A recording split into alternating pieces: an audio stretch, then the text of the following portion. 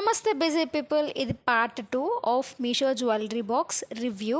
So previous వీడియోలో చెప్పాను కదా, పార్ట్ 1 వీడియోలో ఇది స్టిక్కీగా ఉంది అండ్ స్మెల్ చాలా వియర్డ్గా ఉంది అని చెప్పి. సో నేను స్ప్రే చేసిన తర్వాత కూడా స్మెల్ అలానే ఉంది.